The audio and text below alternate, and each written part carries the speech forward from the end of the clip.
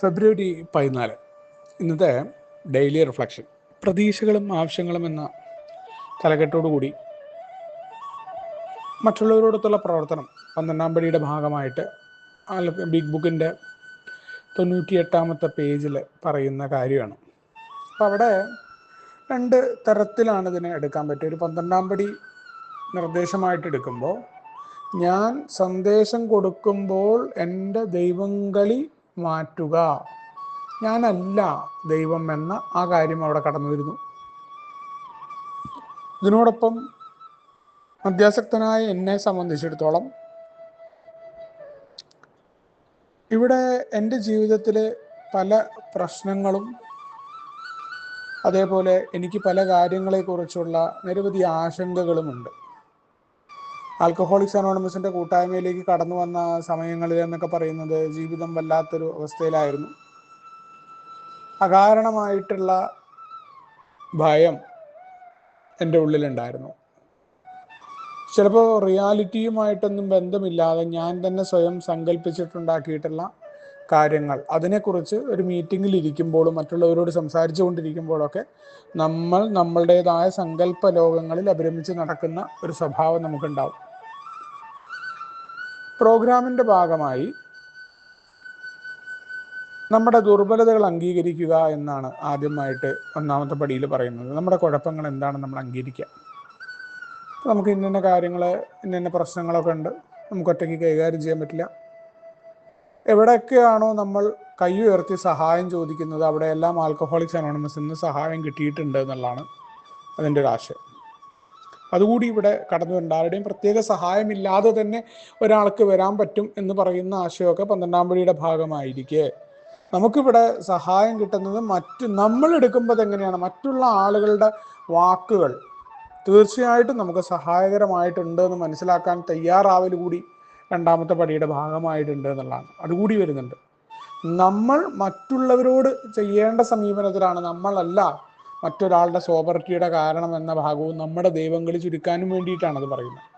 അതല്ലാത്ത സമയത്തോടത്തോളം നമുക്ക് എന്താണ്, നമുക്ക് മറ്റുള്ളവരുടെ സഹായം കിട്ടാതിരിക്കുന്നതിൻ്റെ കാരണം നമ്മുടെ എളിമയില്ലായ്മയും നമ്മൾ അവരെക്കാൾ ഉയർന്നു നിൽക്കുന്നു എന്ന തോന്നലുമായിരുന്നു എന്നുള്ളതാണ് വാസ്തവം.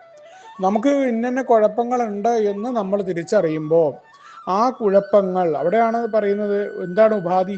ദൈവത്തിൻ്റെ സഹായം കിട്ടാൻ ഒറ്റയ്ക്ക് ദൈവം നമ്മളെ സഹായിക്കണം, വലിയ ശക്തി നമ്മളെ സഹായിക്കണം എന്നുണ്ടെങ്കിൽ ആ വിശ്വാസം വേണം. അതോടൊപ്പം തന്നെ വളരെ പ്രധാനപ്പെട്ട ഒന്നാണ് മനസ്സ് ശുദ്ധീകരിക്കാനുള്ള സന്നദ്ധത എന്നുള്ളത്.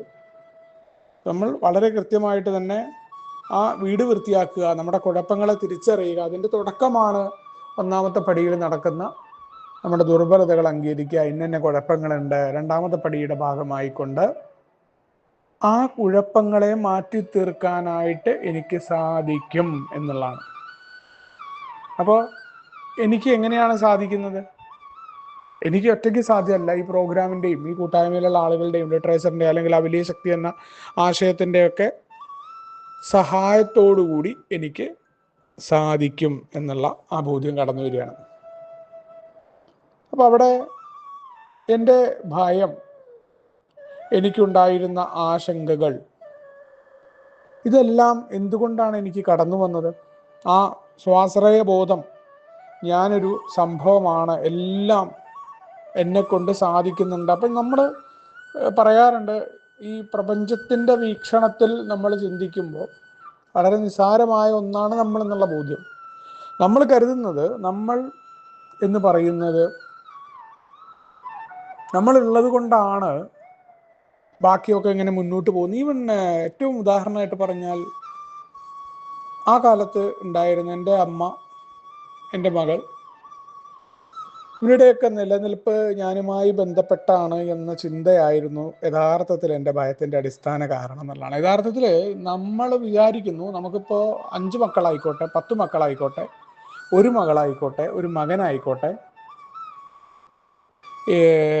അതിനൊക്കെ പുറമെ, മക്കളുടെ ഒക്കെ പുറമെ വലിയ ബാധ്യതകളായിട്ടുള്ള മറ്റുള്ള ആളുകളും മറ്റവരൊക്കെ നമ്മളെ ആശ്രയിച്ച് കഴിയുന്നുണ്ടെന്ന് കരുതുക. ആൽക്കഹോളിക്സ് അനോണിമസിൻ്റെ പ്രോഗ്രാം വളരെ കൃത്യമായിട്ട് നമ്മളോട് പറഞ്ഞു, നമ്മുടെ തെറ്റിദ്ധാരണയാണ് നാളെ നമ്മളില്ലെങ്കിൽ ഇവിടെ എല്ലാം കുഴപ്പമായി തീരുമെന്നത് നമ്മുടെ വെറും തോന്നലാണ്. കാരണം നമുക്ക് നമ്മളെക്കുറിച്ച് തന്നെയുള്ള കാഴ്ചപ്പാടിൽ ഉണ്ടായിട്ടുള്ള ശരിയായ ധാരണയില്ലായ്മയാണ് ഇതിൻ്റെ അടിസ്ഥാനം. അതാണ് നമ്മുടെ ഭയം. നമുക്ക് എന്തിനെക്കുറിച്ചാണ് ഈ ഭയം? ഇല്ലാത്ത കാര്യങ്ങളെക്കുറിച്ച് നമ്മൾ ചിന്തിക്കുന്നതിൻ്റെ കാരണം നമ്മൾ നമ്മളുടെ ചിന്തകളിലും നമ്മളെ പ്രപഞ്ച കേന്ദ്രമായിട്ട് വെച്ചിരിക്കുകയാണെന്നാണ് പറഞ്ഞിട്ട്. അങ്ങനെ ആകുമ്പോൾ എന്തുണ്ടാവുന്നത്? നമുക്ക് ഭാവിയിൽ ജീവിതം എങ്ങനെ മുന്നോട്ട് കൊണ്ടുപോകണം എന്നതിനെക്കുറിച്ചുള്ള പ്രതീക്ഷകൾ ഉണ്ടാവില്ല. നമ്മളെപ്പോഴും ദുഃഖത്തിലായിരിക്കും. അത് ഭാവിയെ മാത്രമല്ല, നമ്മൾ ഭാവിയിലേക്ക് നോക്കിയിരിക്കുമ്പോൾ സംഭവിക്കുന്നത് ഇന്നിൽ വല്ലാത്ത കുഴപ്പങ്ങൾ നമുക്കുണ്ടാവും. അവിടെയാണ് രണ്ടാമത്തെ പടി നമ്മളെ സഹായിക്കുന്നത്. ഇന്നിൽ നിൽക്കാനായിട്ട് ആൽക്കഹോളിക്സ് അനോണിമസിന്റെ പ്രതീക്ഷകൾ എന്ന് പറയുന്നത് രണ്ടാമത്തെ പടി വലിയ പ്രതീക്ഷയാണ്. ജീവിതത്തെ എങ്ങനെയാണ് ഭാവിയിൽ എനിക്ക് നല്ലതുണ്ടാകും എന്ന് പറഞ്ഞുകൊണ്ടുള്ള പ്രതീക്ഷയല്ല. ഭാവിയിൽ നല്ലതുണ്ടാകും എന്ന പ്രതീക്ഷ, അല്ലെങ്കിൽ ഭാവിയിൽ എങ്ങനെയാണ് നല്ലതുണ്ടാവുക എന്ന് വെച്ചാൽ ഭാവിയെക്കുറിച്ചുള്ള ചിന്ത അവിടെ കളഞ്ഞു. ഞാനല്ല അതൊന്നും ഡയറക്റ്റ് ചെയ്യുന്നത് എന്ന് പറഞ്ഞു. ഒരു വലിയ ശക്തി അംഗീകരിക്കണം. എന്നെ കൊണ്ട് പറ്റില്ല എന്ന് പറഞ്ഞല്ലോ മുന്നോട്ട് പോകാൻ. അപ്പം പിന്നെ എനിക്ക് സഹായമുണ്ട്.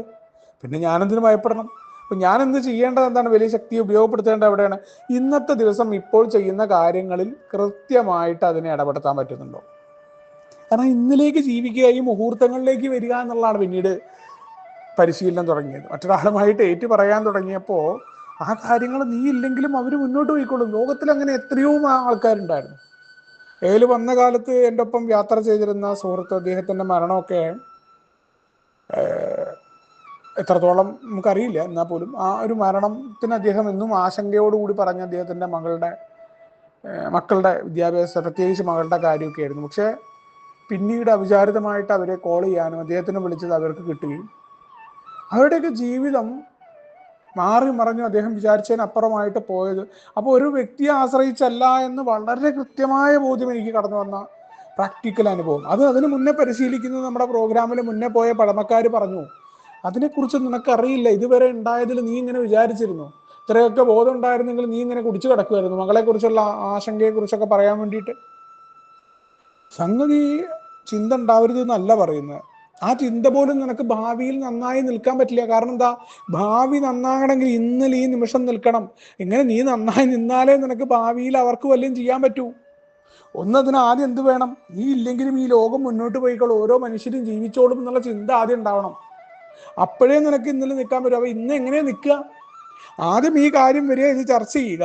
ചർച്ച ചെയ്തു, വേറൊരാളുമായിട്ട് ചർച്ച ചെയ്താലേ പറ്റുള്ളൂ. അപ്പൊ അതിനെന്താ? പ്രോഗ്രാമിൽ നിൽക്കുന്ന ആളുമായിട്ട് ചർച്ച ചെയ്ത ശേഷം പിന്നെ ഏറ്റവും അടുത്ത സിമ്പിളായിട്ടുള്ള പരിപാടി എന്താണ്? ഇപ്പോൾ ഈ നിമിഷം എനിക്ക് ചെയ്യാൻ പറ്റുന്ന ഒരു കാര്യം, അതിപ്പോൾ പുസ്തകം വായിക്കലും ആയിരിക്കാം, വേറൊരാളുമായിട്ട് സംസാരിക്കുക. അത് പരിപൂർണമായിട്ട് അതിൽ മുഴുകിക്കൊണ്ട് അതിൽ എൻജോയ് ചെയ്തുകൊണ്ട് ചെയ്യാനായിട്ട് നമുക്ക് പറ്റുന്നുണ്ടോ? അല്ലെങ്കിൽ പാചകമായിരിക്കാം, ഒരു നടത്തമായിരിക്കാം, ഒരു പരിചയമില്ലാത്ത ആളുകളോട് രസകരമായിട്ട് സംസാരിക്കലായിരിക്കും, ആ ഭൗതിക ചാടയൊന്നും ഇല്ലാതെ ആ ഇന്നിലേക്ക് കടന്നു വരിക. ഇന്നലെ മുഹൂർത്തങ്ങൾ, അത് എന്താണോ ഇപ്പോൾ ഒരു ചെറിയ ഐസ്ക്രീം കഴിക്കുകയാണെങ്കിൽ ഇപ്പം ആ ഐസ്ക്രീം കഴിക്കുക എന്നാണ്. ഐസ്ക്രീം കഴിച്ചിട്ട് ഷുഗർ എത്ര കൂടി എന്നുള്ളത് പിന്നെ, അതല്ലെങ്കിൽ അത് കഴിക്കാതിരിക്കണം. ആ കഴിക്കാൻ തുടങ്ങിക്കഴിഞ്ഞാൽ പിന്നെ അയ്യോ അത് സംഭവിച്ചേ, അല്ലെങ്കിൽ കഴിച്ചു കഴിഞ്ഞിട്ട് പിന്നെ അങ്ങനെയായി എങ്ങനെയാ, അതില്ല അവിടെ. അത് ഏതാണോ? ഡയറ്റ് ചീറ്റിംഗ് ആണോ സംഭവിച്ചത്? നമ്മൾ KFC കഴിക്കുകയാണോ? ആ സമയത്ത് അത് പൂർണ്ണമായിട്ട് അതിലേക്ക് നിൽക്കുക എന്നതാണ് ഭാവി ഏറ്റവും ഉചിതമാക്കാനുള്ള വഴി. അവിടെയാണ് പ്രതീക്ഷകൾ നമുക്ക് കൃത്യമായിട്ട് ഉണ്ടാകുകയും നമ്മളെ ഇന്നിലേക്ക് ജീവിക്കാൻ അനുവദിക്കുകയും ചെയ്യുന്നത് എന്നുള്ള കൃത്യമായ ഓർമ്മപ്പെടുത്തലോടുകൂടിയാണ് ഇന്നത്തെ ഡെയിലി റിഫ്ലക്ഷൻ കടന്നു വരുന്നത്. നമുക്ക് ഒരുമിച്ച് കൊണ്ടേ പറയും തത്വങ്ങളോട് മുന്നോട്ട് പോകാം. ശുഭദിനം, സുപ്രഭാതം.